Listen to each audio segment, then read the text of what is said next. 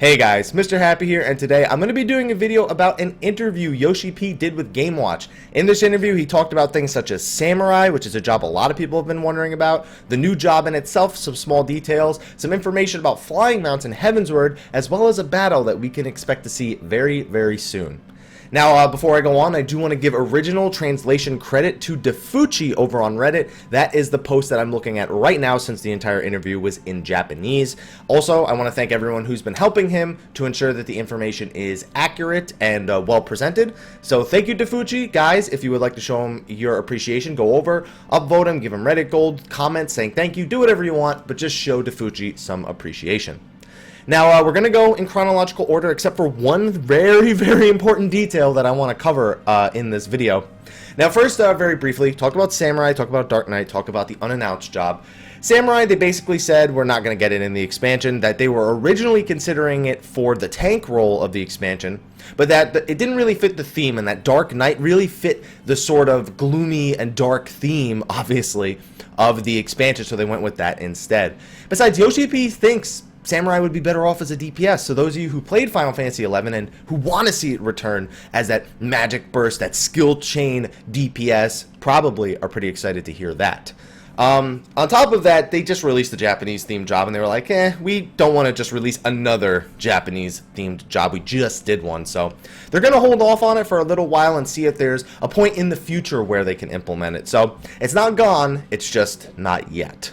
Dark Knight, they talked about very briefly here. I don't even want to really go over it. They just talk about, you know, the inspiration of it. Like, I was inspired from a two-handed swordsman called Guts in the manga Berserk, which I have no idea what that is. The interesting thing is that they had thoughts about making it a DPS instead of a tank. Now, I think most of us kind of expected Dark Knight to be a DPS, although a lot of us imagined it could be a tank. You know, we didn't rule it out. I'm curious if they settled for the tank role, or if it was really like, okay, no, we could do DPS or tank, let's take a vote, tank, alright, we'll do that. Because if they just settled for tank, I don't really know how that's going to work out, you know, it's just the wording. But, I mean, it could just be a translation thing, so I'm not really sure. We shouldn't look too deep into that. Also, he just didn't really tell us too much more about the job, just that it'll be available to choose at the start of the expansion, and they can't talk about why it has no class yet. I have a major theory about that I would like to share with you guys, but not in this video. We'll save it for another time. Regarding the unannounced job, they said that they're going to talk, first of all, they're going to talk about it at the Tokyo Fan Festival, so we can expect the announcement there. As for what the job is actually going to be like, they said they didn't want to make it too simple and therefore it be not interesting. And to me, that immediately says, okay, this isn't just a dude wielding a gun and shooting people. It's not your standard ranged DPS with a gun. So, I mean, it could still be a ranged DPS, don't get me wrong, but I think the more and more we think about it, the more sold I am that this is going to be a gun-wielding healer. They specifically say if you look at the Final Fantasy series of the past carefully, you can imagine what it'll be. Now, to me, that says that they didn't just be like, Final Fantasy XI, what did you do? That? Okay, we'll do that. No.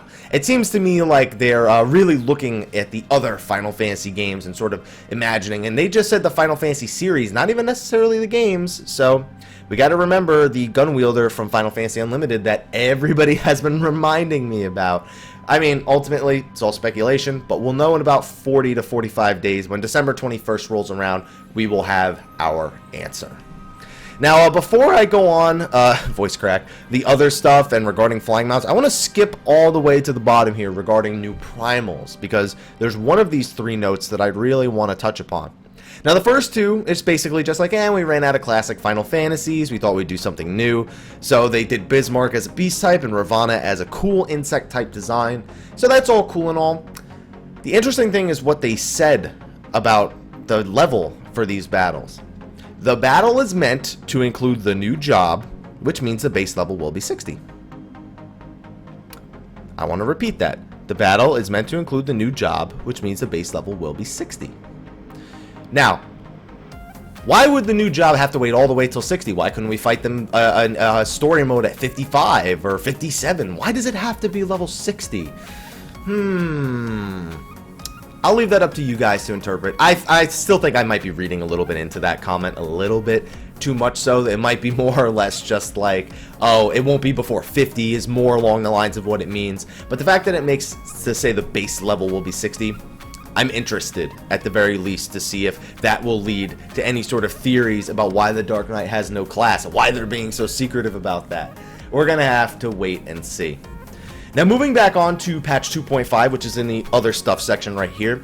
Mostly it just said that the Heavensward trailer actually had some 2.5 stuff in there. I don't know if that meant that that battle with all the dragons was like a fade or something, or if the armor the Dragoon was wearing was actually AF2 that we wouldn't be getting in the expansion, we'd get it in 2.5. I don't know. Maybe we'll get a new area of Courthis. Maybe the area that he was walking across wasn't just plain Courthis. Maybe it was another snowy area of Courthis. I have no idea.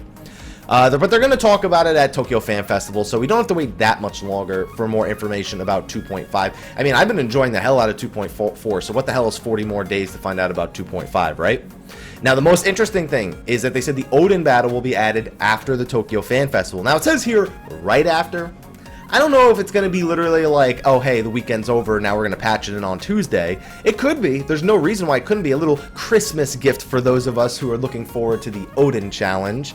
But more importantly, the Odin battle we get in the game, the one we got at Fan Festival was hard mode. And we kind of expected that they wouldn't just put this version in the game. They would definitely spice it up a little bit. And that the extreme mode would be implemented into the game when Odin is implemented himself. So we can expect it sometime between the end of the Tokyo game the Tokyo Fan Festival and 2.5. If he's not in 2.5, he'll be before, or if he's not right after the Fan Festival, he'll be in 2.5. So either way, we will be getting our Odin battle soon. Maybe we'll get a different kind of Sleipnir mount, the one that's not on the cash shop. Anyway, moving on, one last little bit about flying mounts. There's a lot of clarification here, but there's also a lot of confusing statements here, and I'm hoping that as this is dissected a little bit more and translated a little bit more, that we get more clarification on these things, or that Yoshi P comes out and explains some of what he means here in the near future. So the first thing is something that a lot of people have been asking me about. Will you be able to fly over the old areas? We'll be able to fly in the old areas. And it says you will be able to fly over the entire map of the new area, but you will not be able to fly over current game maps. And considering the way that they're sectioned off, that makes sense to me. So you won't be able to just fly over Courthis, except, or I should say unless, you have an airship. Now, I don't know what that means, because I doubt they mean the personal airship mount that we're getting. I'd imagine that's just a different looking flying mount. But you gotta remember that 3.0 is bringing free company airships that you can work together and build. So I'm curious if they'll be able to fly over all the land, and what purpose would that really serve? Would it just be a cool way to get around? Like, I don't know. Maybe, maybe not. Maybe it's looking to recreate the airships of Final Fantasy XI, where you could fly over the landscape and look at all the cool scenery. I have no idea. That's a lot of work just to look at scenery, though. So I hope they have more planned for it in the future. Rewards, you're going to be able to, you're going to get your flying mount pretty much right as you go into Heavensward. I imagine it'll be the Black Chocobo, but it says that you'll be able to fly right away. You won't have to wait until like level 60 to get it. However, when you reach level 60, it'll be very rewarding. What I imagine it means by that is similar to how we got the Magitech mount at level 50 when we finished the first story, that when we finish the story for Heavensward in patch 3.0, that we'll get another kind of flying mount. And it might be that one that Yoshi P was saying he thought was so cool and it was really integral to the story that he might want to make it into a sculpture and include it with the collector's edition. I don't really know, but I'm imagining that it's going to work out something like that. It also said there's going to be adjustments made to mount variety. I don't even know what that means. Like, there's a variety of mounts, yes. What kind of adjustments could you make? Maybe they mean mount speed? That's a possibility. Mount speed. Maybe different actions that they can take. You know how the Magitech one and the Drake, they have actions. Maybe more of them will have actions. We know we're getting quite a few flying mounts, like 6 or 7-ish. So I don't really know. The next thing that they talk about, though, is no air battles. Again, I'm going to assume that means, like, if you're on your Chocobo or something, and it does clarify in the next one, you won't be able to fight field mobs in the air. But I don't know if it means no air battles PvP-wise, or if it means it PvE-wise. I don't know. I just don't really know what that means just yet. So I'm going to leave that one with a question mark next to it, and I'll let you guys try and speculate on that one. Excuse me. So, next is just adventurers will be able to go to the Dragon World. I mean, the Heavensward, that's where we're going. so it was kind of implied in the title. So that doesn't really surprise me too much, just a nice little reiteration. And one thing that I find very weird, it's the very last thing we're going to talk about right here.